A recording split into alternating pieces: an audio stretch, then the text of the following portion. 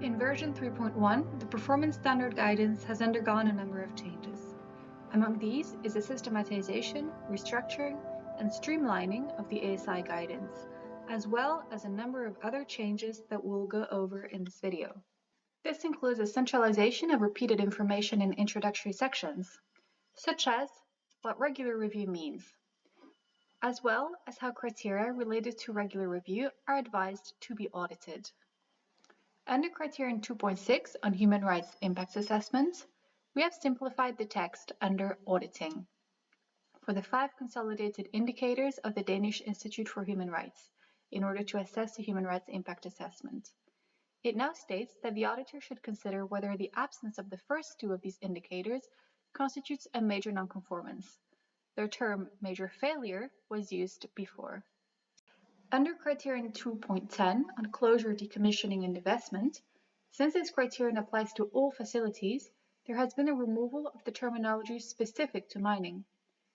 More specifically, the sentence, "Since mining represents a transient land use, in areas with significant biodiversity values, the aspiration should be to restore land used for mining to a future use that takes these values into account." This sentence has been removed.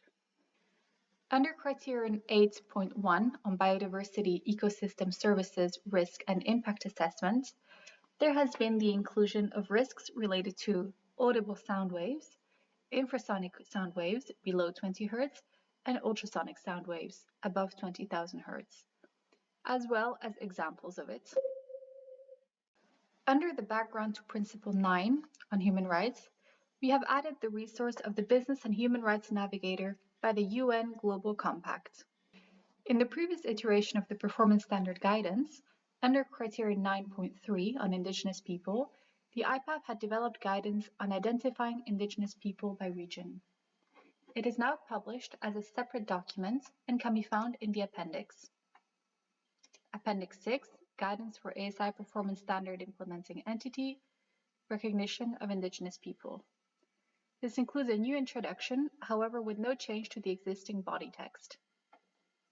Under Criterion 10.8 on working time, we have included examples of workday calculations, including part-time, overtime, and fly-in, fly-out scenario in the case of bauxite mining. We have also covered the treatment of overtime as well as reference periods.